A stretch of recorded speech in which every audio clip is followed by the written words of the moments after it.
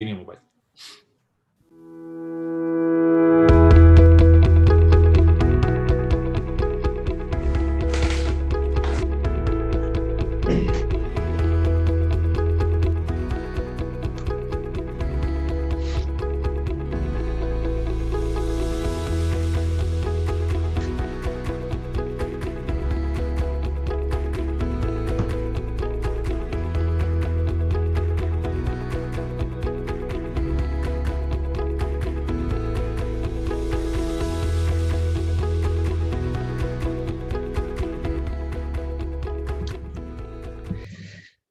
All right. So, welcome everybody.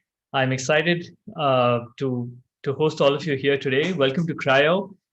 We have an amazing lineup of speaker today, right? So, I'm very excited to welcome the co-founder and CEO of a company that is very dear to all of you.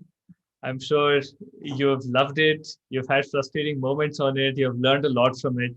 But at the end of the day, you're going to have a lasting relationship with this one company. That's HackerRank, developers' favorite. And with me today is Vivek Ravisankar. He's the co-founder and CEO of HackerRank. Vivek, welcome to Cryo's Winter of Doing and this big variable series that we are hosting today. Yeah, no, thank you, Ajay, for the introduction, for the invite. We try our best to Right. reduce the frustrating moments that developers have. All right. So hey, I can't quite hear you. Ratana, is it audible? Can you hear Vivek? Yeah, yeah. Yeah, my mic seems to be working. Just a second. I think it's my audio.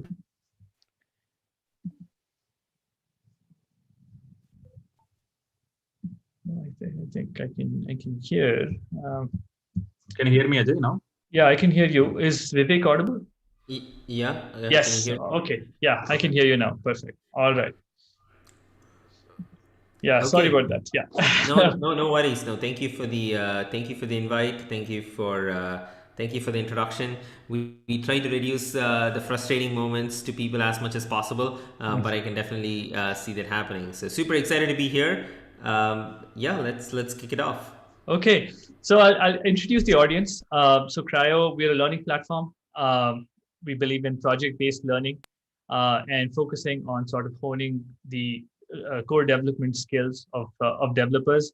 Today in the audience, we have a large user base. Our audience, our users, our customers, as well as our graduates, right? We're also conducting a massive open event today. It's called an externship, where we've actually lined up about 5 or 6 startups who are actually giving out projects to candidates who want to just try it out and get their feet wet with development and sort of explore and push their potentials, in software development, right? So that whole audience, we have thousands of users also watching today and eagerly waiting to interact with you.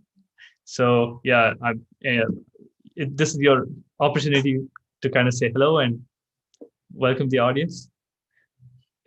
Yeah, no, I think I got introduced to cryo from Ratina, obviously, and it's actually really an interesting story. I got introduced because there was an intern in our company who used your product and who used our platform, and we have something similar on something called as a project-based hiring, which Right. is hey, there is like a real world challenges based hiring and things in those lines. Mhm. And there was this intern who actually pinged me and said, "Hey, by the way, have you heard of this company called Crio?" And I said no, and just by the look of the name, I thought you guys were from Europe or somewhere there. And then this person said, no, they are based in Bangalore, and there are actually a Right. bunch of ex Flipkart guys who have actually started this company. That's when like I reached out to Ratina and a bunch of other folks to say like, hey, this seems really cool. We should definitely talk about it.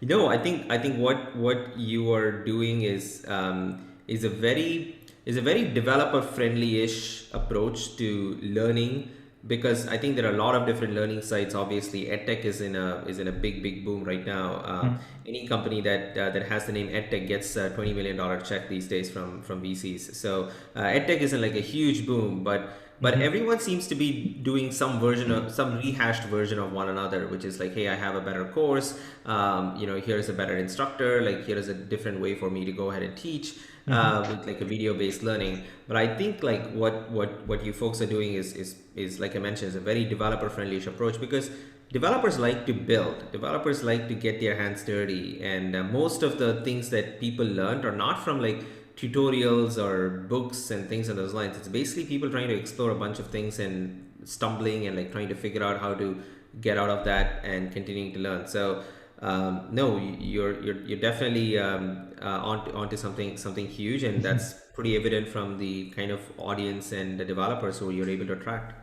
Well, thank you. It's very flattering description, something that probably we wouldn't have given ourselves. So thank you for that. So let's talk about you. Let's talk about your journey. Let's talk about HackerRank. And let's start with what was HackerRank before it was HackerRank. So do you want to talk a little bit about, actually, even before we go there, you want to talk about, where did you grow up? Where did you go to college? Your background. Yeah, so I was born in Bangalore and grew up mostly in Bangalore and Chennai for most of my life. Schooling was all done in Chennai, and I did my college in Trichy, NIT Trichy. Right. Uh, and I did a bunch of things in college. I, I, I, I did like coding contests, the whole notion of Top Coder, Google Code Jam, and things on those lines. And it used to be a bit of a pride as to how many T-shirts that you could actually collect by winning these contests. Yeah. That used to be the mark of how strong of a developer you are. And I also did a bunch of this business plan kind of contests. Mostly because it felt fun, and also the business plan contest. This is the biggest irony, right? The business plan contest actually paid more than like the coding contest for whatever reason. I would have expected it to be the inverse in terms of prize money and things. Right. I also got introduced to Linux for the first time, and it was really cool because there used to be a lab in our college called the Sun Lab, where there used to be a bunch of Sun Microsystems terminals, Right. and then there would be a few Linux terminals, and then the rest of the lab is actually all Windows based. So hardly anybody used to come to the Sun Lab, because when you turn on, all you see is a blank screen. Like, okay, so what do I do with this? And it's just a terminal prompt doing that. So it almost like naturally attracted a few people to that Sun Lab who were just curious, who wanted to learn, which is, by the way, like how I met my co-founder Hari. Like, we Sure. used to hang out together in Sun Lab and like do a bunch of different things. And I also did a bunch of movie making and things of those lines in college. So I actually did a whole journey of things. Nothing planned. There wasn't anything that was planned. It was basically like, hey, wherever I liked and wherever I was curious to learn about things, I just like sort of gravitated. I was also sort of like the placement coordinator in college, and I don't know how many of you are familiar with it, which is essentially you're the person who's going to invite companies and making sure Right. that you can order companies by whatever hotness or things on those lines, Sure. from what your students expect. Right. So yeah, it was a great exposure. Like I think I had like some of my best moments in college for sure. So yeah, placement coordinators still very much exist. Yeah. And yeah, I mean they do. I mean, primarily responsible for the very same things that you're talking about even today. Nothing much has Yeah. changed there. Yeah. Yeah. So I was doing some research while preparing for this conversation, and I've heard that if you were not going to be doing HackerRank, you'd probably be a film director. Oh, did I say that somewhere else? Yes, you did. Yes, you did. Okay. Yeah, probably. That is true. Yeah. Yeah, I think it has its roots in your exposure at NIT as well. Yeah. Yeah. Yeah, I still want to. I still probably someday. I mean, it's very, very hard to take like a movie and stuff when you're here in the Bay Area. It might not Right. be easy if you're back in India. I still Mhm. want to. Someday I'm reasonably sure I will direct a All movie. right. Someday. Yeah. So let's talk about, see, post college. You worked at Amazon for some time. Yeah. So I got a job at Amazon through the and maybe like a lot of the things are very subconscious. Like since I was a placement coordinator, I looked after every single company who came into the campus, their interview process, tried to coordinate and all of those things. And Hari got into IBM, and it was really interesting. And I think Hari would be totally fine if I actually said this. Hari's GPA wasn't too high, just so you know. I mean, Right. like it's probably a good.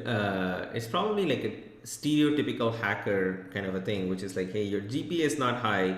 Your GPA is very, very high on certain subjects where you really, really love, and it's really bad in like a bunch of other things which you don't Right. really like. And then you have like a lot of T-shirts that you've accumulated because you participated in the coding contest. It's probably like the best stereotypical developer. Who, by the way, every company should just like work towards making sure that you can actually hire this guy.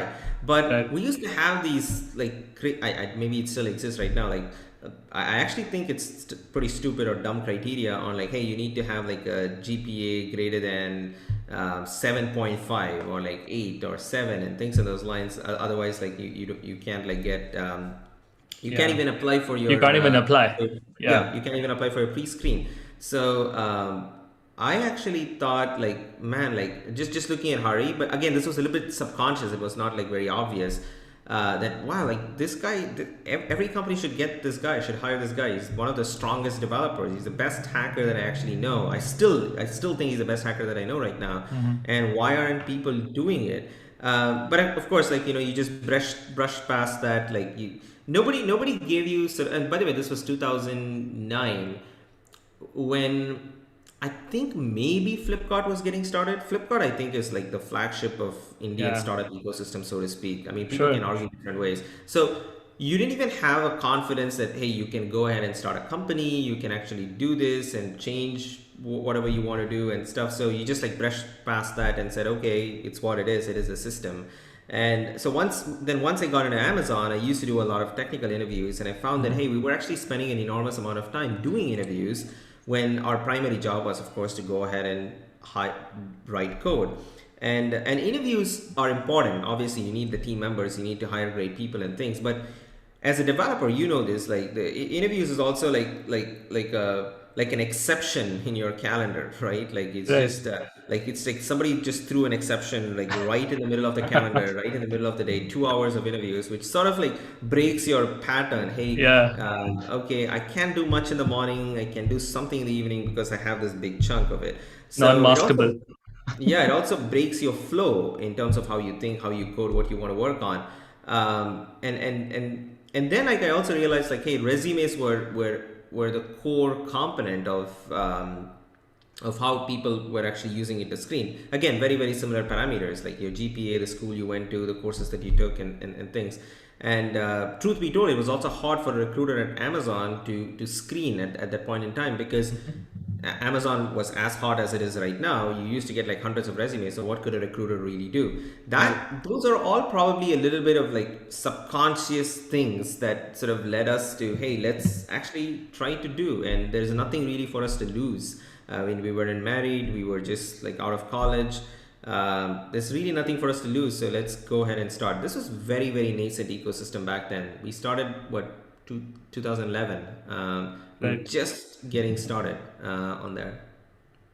And at that time, it wasn't called HackerRank. Yeah, it actually was called Interview Street. That's how we Yeah. got started.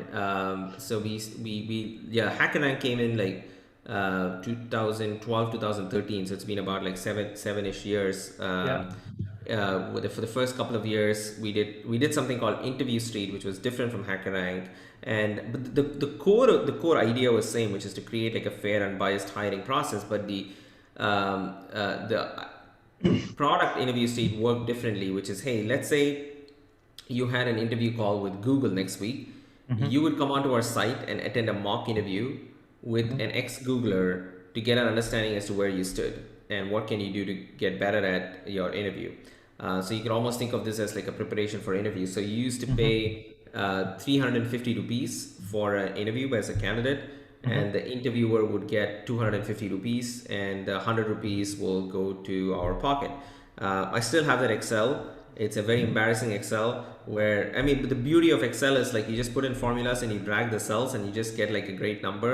Right. And I think we were projected to make like, I don't know, like a crore or 2 crores or something like that, like close to $500,000 equivalent right now. Right. We ended up making 4,000 rupees in the first 18 months. So it was a massive, massive miss. And by the way, you should think about it. This was again like 2010, 11 when you didn't have the razor pace of the world. So payment collection was a pain. Was a pain. There used to be this company called CC Avenue. Maybe they're still around. Still Like there, I yeah. had to like yeah, I had to like print out documents and prove that we're not like a pawn site or something on those lines to actually go ahead and like get an approval, even to get like a payment. By the way, we just gave up on that. We decided, you know what, students anyway don't have credit cards. Let's actually not even try to do this. So let's actually appoint campus ambassadors in different colleges so that they can go ahead and collect, and then they would give us in cash. I don't know, like all these accounting troubles and stuff like that. But anyway, we ended up only getting 4,000 rupees, so it was not like a big deal on that. But the core was like the idea did not work. We didn't have like a good product market fit. It was pretty evident after we tried, which is when we actually shifted. Hey, let's actually try to solve the problem from a company's angle, which is what tools or solutions that we can actually give to companies who can where we can enable them to hire developers based on their skill over pedigree. And that has since formed a core part of our ethos of the company in terms of the product that we build or the hire that we make. That still becomes the core ethos. So that's the idea start of HackerRank, and then we've just continued to build products, solutions, value to customers. Right. How much of that initial product and direction that you took was, let's get the Haris of the world hired, discovered and hired? Yeah, I think it was a lot. It was a lot. Actually, I would say like the one caveat was like Hari was privileged in the sense of NIT Trichy is a decent Mm, or a pretty good institution. I don't want to say sure. decent, like Yeah. lest some people are actually watching it from that college. It's actually a pretty good institution. So I mean, to some degree, Hari was privileged to, or Hari and I were privileged to actually get into that college. But I think the idea was, but every company just goes to 15, 20 campuses, and Mhm. by the way, it's actually, the problem is way worse and way harder in India than America, because like you have Of like course. 3,000 engineering colleges as opposed to like 400 here. So there's like it's almost like a 10x big problem. So I think if you were to categorize the Haris of the world as like just equalizing the playing field, regardless of which school did you go to and what GPA you had, yes, that was the core. We wanted people to get prepared for their jobs, which they did not have an opportunity. But then as we were Mhm. doing this, we also started to realize, like, there were a bunch of people from different colleges who said, hey, thank you for providing the service where I interviewed with this guy from Amazon or whatever, but Amazon doesn't come to my campus or Google doesn't come to my campus. So what Right. what is the point? Like again, like those were also a little bit subconscious for us. Like, hey, this is not working. We're only making like 4,000 in like 18 months, and your mom starts asking like, hey, when are you going to get a real job and things in those lines. So this was like a more of a subconscious thing, which also led us to like, hey, how do we make sure that we can create opportunities for people to do that? Right. The next steps are actually pretty exciting. You became one of the first companies from India to get into YC, which is a very Yeah, reputed startup incubator based in Mountain View at the time, right? yeah. And today you have 7 million developers on your platform, and you service more than 2,000 companies and helping them with their talent discovery and hiring process. Do you want to like briefly touch upon the beginnings with YC and what motivated you to apply, and then how that journey went on after that, and you kind of skyrocketed into becoming this hacker rank? Yeah. Yeah. YC happened late 2008, late 2011, early 2012. Again, I think the Indian startup ecosystem was starting to take off, so to speak. You had the Tiger Globals of the world, like come in, Ola, Flipkart, and all of those companies started to really take off quite a bit at that time. I mean, everybody knew, or like most people who were in the startup ecosystem knew like Y Combinator. PG. I used to tell PG, like, you'll be treated like a rock star if you come to Bangalore. Like that's the image that people actually have of you and your essays and things of those lines. Right. This was after he confirmed that I got into YC. I didn't want to be like a fanboy during the interview. Sure. But everybody sort of like knew like Y Combinator, Paul Graham. And of course, the startups that they have funded had already become pretty big, like Dropbox, Airbnb, and others.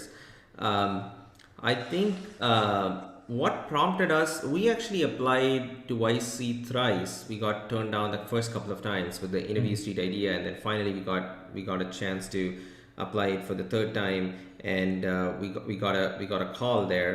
I mean, I really wanted to get into Y Combinator. I mean, there's no other way to put it. Like, I really, everybody knew it was a prestigious program. I really wanted us to be a part of it, and was very thrilled, elated to actually even get the interview call. That was our first trip to the US.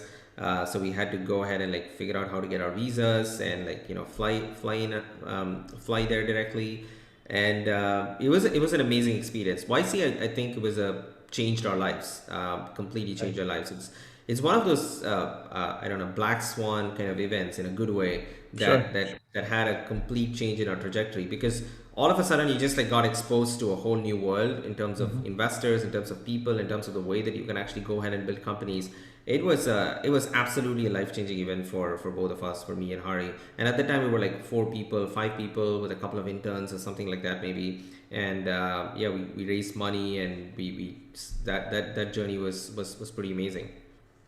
All right, pretty cool. I'll go ahead and talk about a few things around HackerRank's products and the kind of problems it's actually solving, right? We'll talk about how assessment is evolving. Coding assessments or selection criteria and things like that. We have companies that are using approaches that are kind of ranging from coding challenges to projects and things like that, right? There's always a debate on campus, like, why do I have to learn all these complicated data structures and algorithms and practice like 500 problems?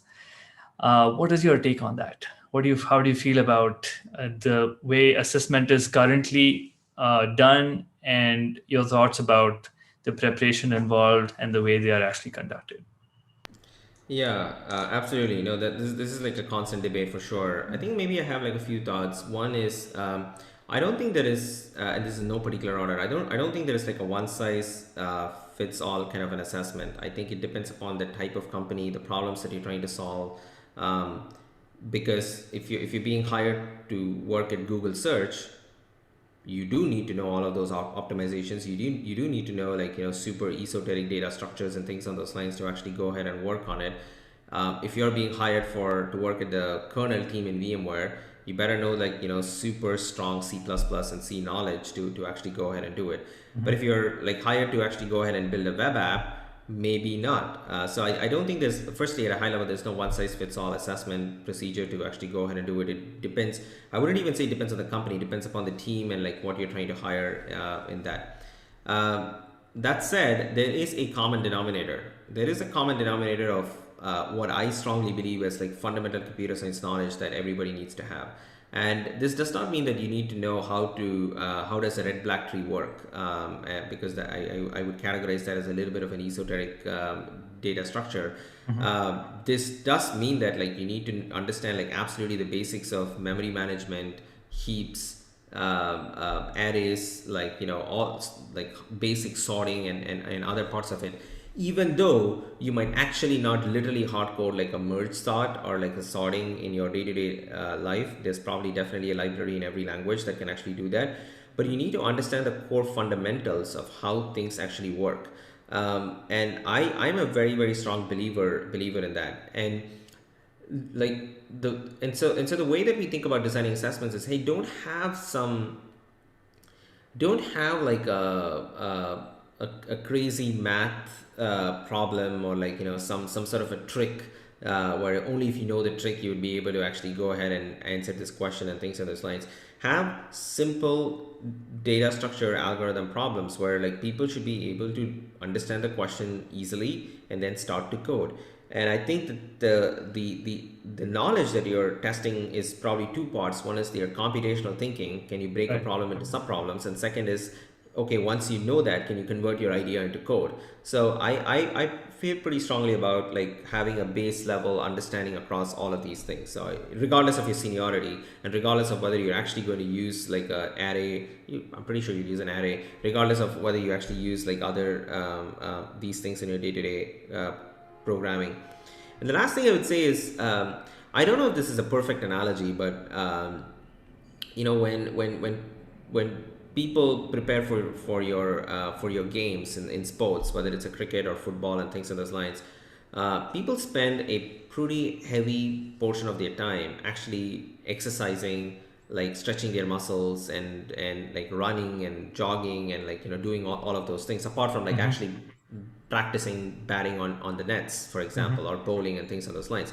Which, by the way, you can argue is like that's what you actually do on the game. So why not just like do that? Like, why are you going ahead and doing exercise? Why are you actually Right. stretching your muscles? Why are you doing all of these things? I mean, those are like sort of like fundamentals, right? Like, sure, your actions in the game might mostly be how you bowl, like how you bat, like how you catch a ball and things in those lines. But Right. unless and otherwise your core muscles are developed, I don't think you'll be able to perform at the level that you want to. So to some degree, like computer science fundamentals are that. Like technology always keeps changing, like things always keeps evolving, but the core of it still remains the same. And Mm. I would expect everybody to have a very strong understanding of that.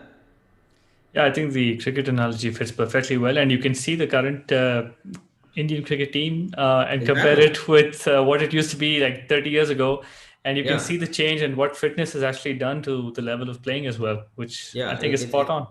It's completely changed the bar, right? Like Yeah, if you're not, you can't even enter the cricket team right now if you're not fit right. by a huge margin relative to like whatever you're saying, the '90s cricket team, which is what, like, you know, Yeah. maybe you and I grew up in. Yeah. So, you are also kind of evolving into a platform that caters to a wide variety of assessments. It's not just coding data structures, algorithms. You also are evolving into a platform, and we probably already have a lot of customers doing project-based hiring, or if a certain company wants to test you on your, say, React app building, then you do offer those services as well. How are these things changing? How is the adoption for such products within companies? Is it taking off, or is it still some esoteric companies that are willing to bet on these things right now? You know, it's taken off very strong. Mm. It's starting to become like a default, mostly used in combination with your a simple algorithmic challenge. It is it Yeah, I would no longer classify this as esoteric or Mhm. just a subset or a niche by any means. It's starting to become like, excuse me, it's starting to become like the norm. Mhm. Yeah, that's what I would say. Yeah, that's good to know. And with HackerRank, it's like a two-sided marketplace. Like with data structures, algorithms, a lot of opportunities for students to prepare and practice. And then, of course, there are these new problems that your team keeps coming up with, and there's always something new to look forward to in the actual assessment. Do you have a corresponding sort of opportunity for learning, etc., in this different and new evolving domain of assessment? Yeah. I think, I mean, it's probably what very similar to what you folks do at Crio, Right. in terms of how do you make sure that you can have project-based learning, which is, I mean, essentially something like the flight simulator, right? Make sure that you are learning very close to what you'd actually do in your job. I think that's pretty powerful. Yeah, I mean, we're always constantly thinking about.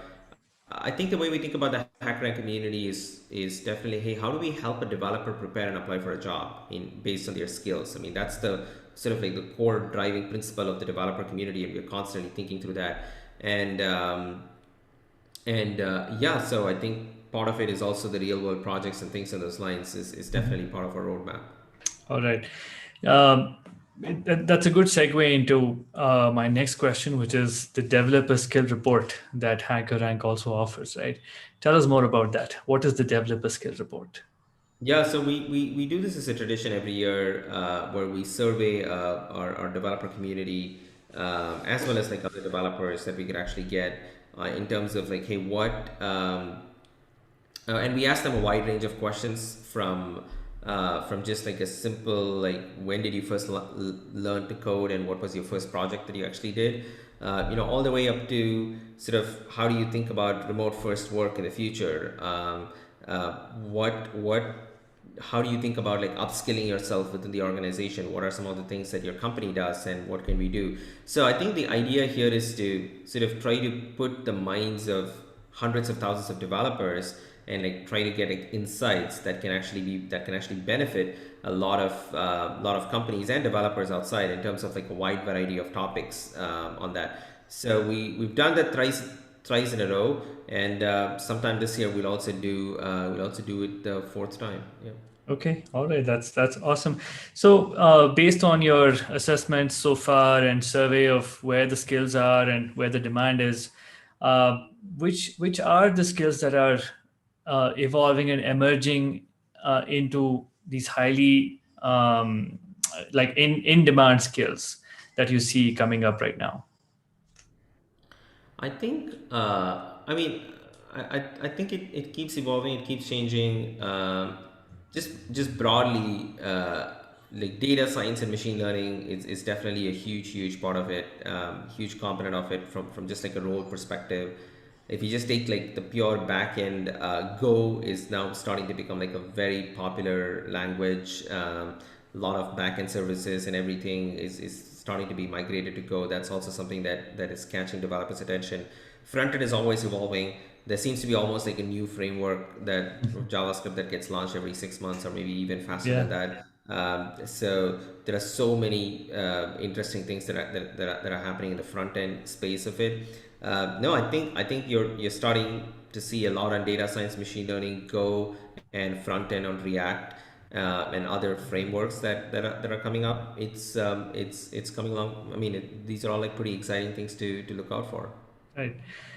What are your views on, the tech ecosystems that are kind of emerging in India? Um, Even back when you started, I think still pretty nascent, but today, what is your read on India's tech scene and how it's shaping up? I think it's I mean it's a dramatic shift in the last yeah, like I mentioned, we started in 2011, right? Like, so it's probably a decade. It's a huge shift. I think um, one, I think the startup ecosystem has definitely contributed a lot to the tech ecosystem quite a bit, and there's also a lot of cross pollination that has actually happened. Like I've seen like people, distinguished engineering leaders in the Bay Area and others who have actually migrated or moved to India and are now like leading like really strong engineering teams. That has happened quite a bit. Right. By the way, that is because of the startup pull really to do it. So I think the startup ecosystem has definitely influenced. And then like we should also think about like how the sort of the large corporations have also doubled down and invested tremendously in India. So every time we sign up a customer here, it's almost inevitable that they have like a huge engineering presence in Bangalore, whether that's Adobe or JP Morgan Chase or Amazon or like, pick any company, Goldman Sachs, like, they have like a huge presence in India, and they view that as a very strategic location. India used to be, and this is like, maybe when I was in school and others, like India used to be known for like, oh, quote unquote outsourced engineers, oh, like, Right. it's just like an offshore kind of a thing. No, but this time it's a real R&D presence.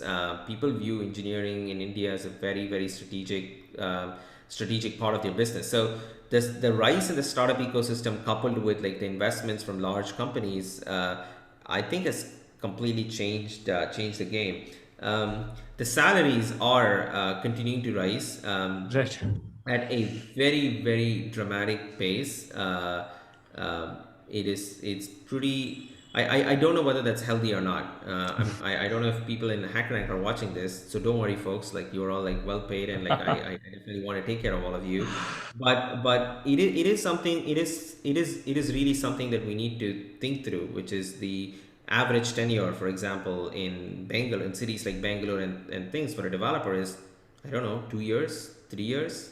think it's about 2 to 3. Yeah, Yeah, it's three, even three is probably like stretching a bit. I pushing don't it. know. Yeah, Yeah, that's not healthy. I mean, like you start to like really know the company. You start to have like real strong, meaningful contributions in terms to the business of the company. Not just like shipping features and things like that. Like actually moving the needle. Starting at like sort of like the 2 year mark, 3 year mark, and things of those lines, and your investment starts to compound. So, but if you keep switching jobs or hopping jobs every 2 years, you just like lose that compounding power completely, and it's very very hard to get that back. So, I do think there are parts of the system, and I actually don't know how to actually change or like make this better and things of those lines, because it's not like the Bay Area has like a long tenure either. Like it's still the same challenges that we face, yeah. but there is some version of like, hey, how do you make sure that people can stay longer Hmm. in your company?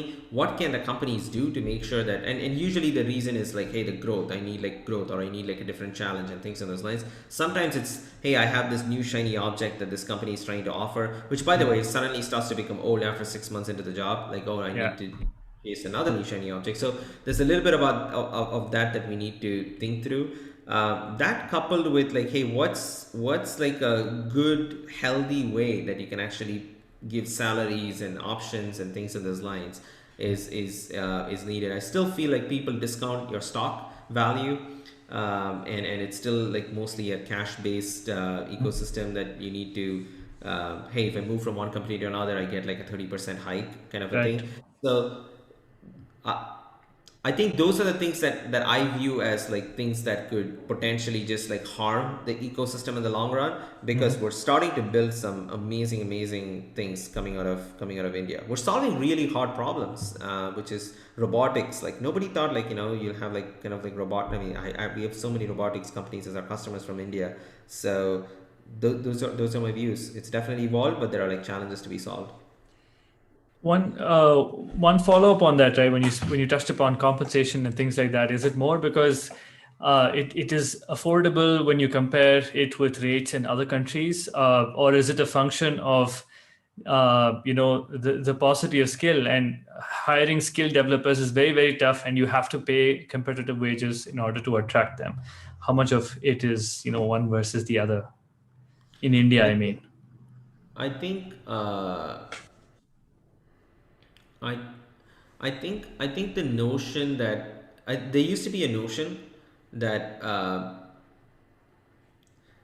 okay, so it's a good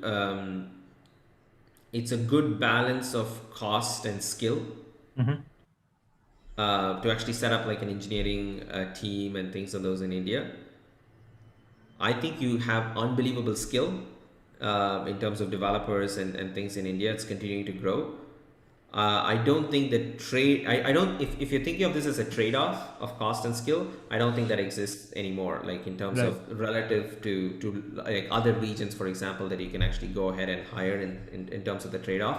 If you're thinking of it as a pure skill, Hmm. 100%. Like it's just like very very strong on that. To your question of why is the cost of developer hiring continuing to go, and salaries and things of those lines, I think at some degree it's free market. So I think the market determines like the value, Hmm. and so for what I mean, just to be clear, I think developers deserve this kind of like value and things of those lines.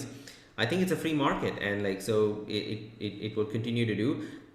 But I've seen this for the last like whatever like 7 years or so, and the amount of compounded growth that it's happening every year, someday this is one of those frothy valuation bubbles kind of a thing. Someday it will, I feel like it's just going to like hit a ceiling, or like something terrible happens, and that's not good because we've nurtured and built it pretty well. Okay, all right. So, what should Indian developers do then to compete with jobs and talent on a global stage, and build great products not only for India but for the world? As Your thoughts on that?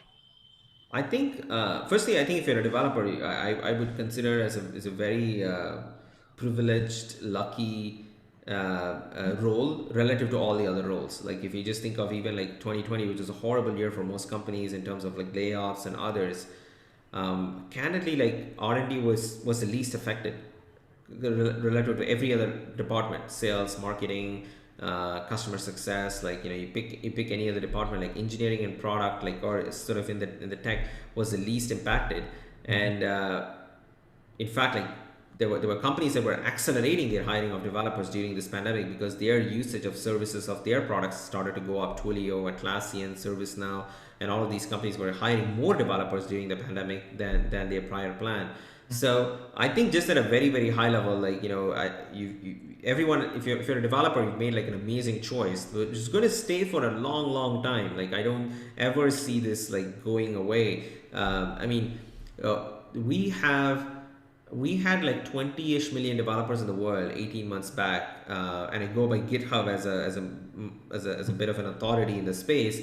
Today, GitHub has 50 million. 18 months, more than doubled or close to double. That's an amazing rate. That's an unbelievable rate. And will it double again in 18 months? I don't know if this rate is going to be sustainable, but Sure. but if you just look at the white space, there are a billion white collar professionals and only 50 million are developers, and the rate has doubled. I mean, like, look at the white space. That's huge. So I think there is an enormous amount of opportunity for developers, and it's going to continue to grow. This tailwind I don't see it stopping at all, because again, like every company, from the famous Mark Andreessen quote of every company is fundamentally becoming a software company regardless of whichever industry you are in. So that's an amazing choice. Second part of the question: how do you compete? How do you stand out? And how do you do it? I don't think there is any fixed kind of method or formula and things on those lines. I think it comes down to sort of there are so many.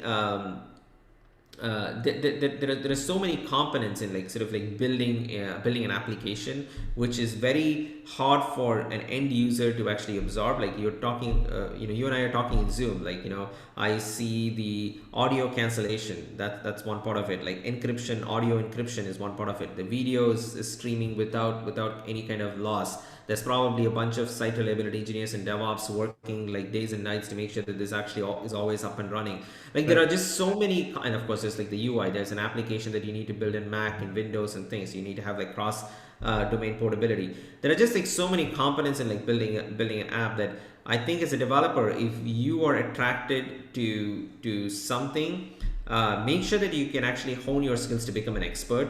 That's probably the best way, which is to what is naturally attracting to you. There are so many components, and how can you become an expert where you get like more inbound demand as opposed to you going ahead and searching.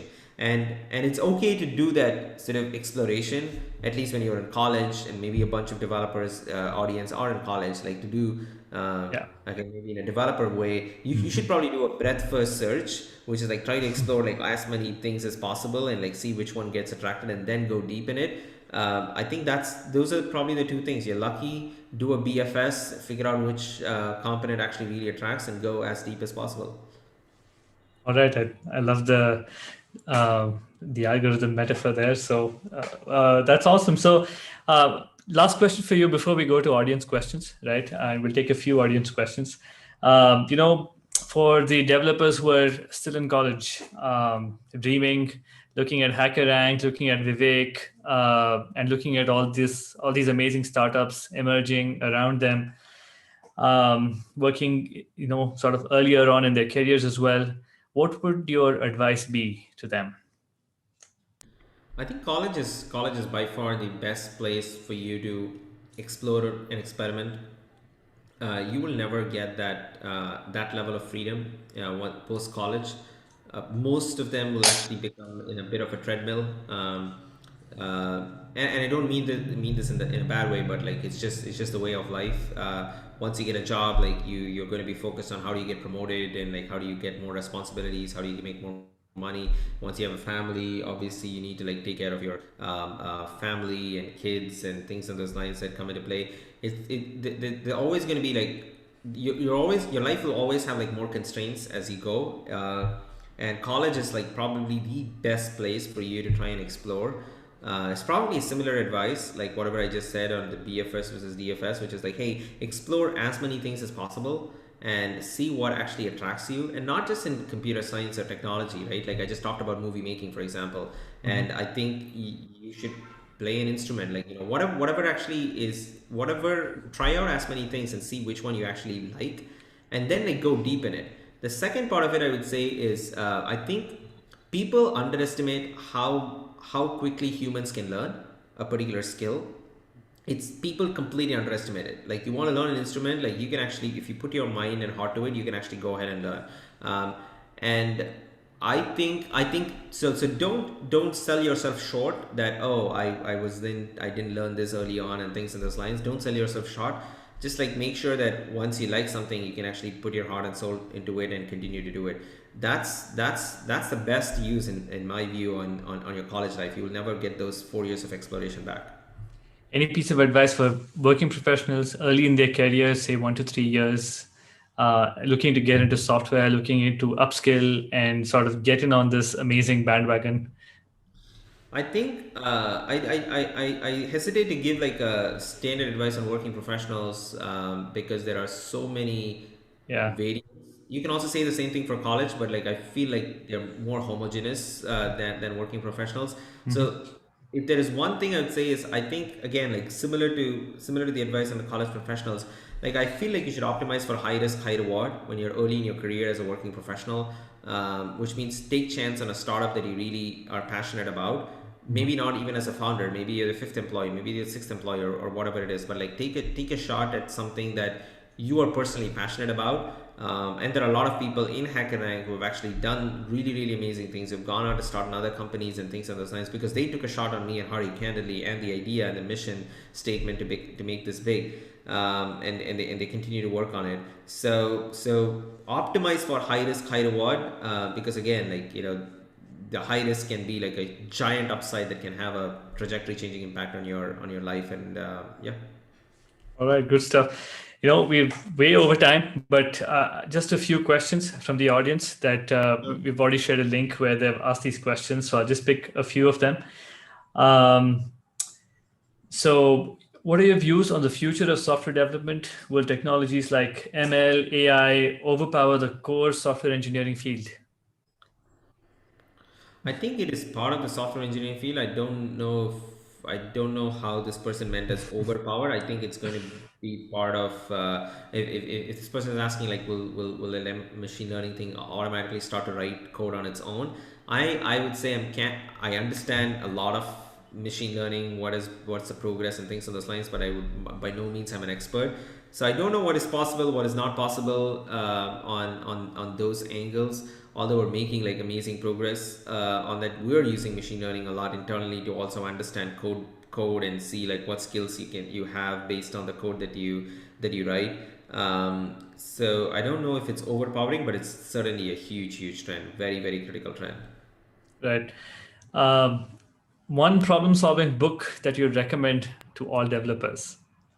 I would say like HackerRank. You should probably like check out HackerRank. From a book perspective, I used to love the CLRS book when I was in college. Right. But I haven't opened that at all. But I think right now I don't know, like do people still do like books and things? I actually have this as well. This is a cool book. This is actually written by Steven Skinner, the Algorithm Design Manual. It's actually the third edition that has actually come out. He's a Okay. great professor, and and the cool thing about this, and I know this is a bit of an advertisement, all the exercise problems in this book have a HackerRank link to it. So once you study this, like you also can go ahead and solve in HackerRank Nice. to practice the same concepts as well. That's pretty convenient. Good stuff there, right? Um, there's one more quick one, and then we'll finish with the final one. Okay, so the change in hiring landscape and the assessments we talked about, not just data structures algorithms, but also project-based hiring. Um, do you see that transition also in companies that are based in India, and Indian companies using HackerRank for their hiring? Are they also kind of adopting this new kind of direction of assessments Yeah, it's global. It's across the board. Yeah, across the board? and yeah. I guess it was just a matter of making it possible, and suddenly everybody wants it, right? Yeah, agree. All right, cool. So Last question, right? What are the necessary things required to start a startup? Things that they can't ignore. I think the hardest and by far the biggest thing is your courage and will. The rest of them you can actually go ahead and figure out how to raise money and things of those lines. Of course, you got to figure out a way how to get to product market fit, which also, by the way, is a big portion of courage and will. But by far, those two are like the hardest things, not just for starting a company, even as you continue to do it. Like, do you have the courage to make a decision, sort of an unpopular decision, so to speak? Do you have the will to continue to pursue despite, like, huge setbacks? Even today, I would think of those two factors as probably the hardest, because once you have those two things pretty strong, I think you can probably wield the world in the way that you want. Amazing. Vivek, thank you so much. It was really great getting to know you more and asking all these questions, and you've shared some incredible insights as well with our audience. Any final message to the audience that's listening to you live right now on YouTube? Yeah, I think it's an amazing time to be a developer. Like I mentioned, it's not going to go away. It's in fact only going to get more and more prominent and interesting over time. It's an amazing time, and just ship great things, ship great products. Like, figure out what you're passionate about and continue to become an expert there. All right. With that, thank you so much, Vivek. It was really nice to have you, and thank you for sparing us your time here and coming here and sharing your thoughts. Absolutely. Thank you, Ajay. Thank All you, right. Crio. All right. Thank you. To all the audience here still waiting, thank you for joining us. This is the second live session we've had with a fireside chat with Vivek from HackerRank. We have more online if you are a part of Cryo's Winter of Doing event. So stay tuned, participate, and get access to even more experts from India, from across the world, coming and sharing their ideas with all of you. Thank you so much for joining us today and spending your time with me and Vivek. I hope you enjoyed it. Thank you.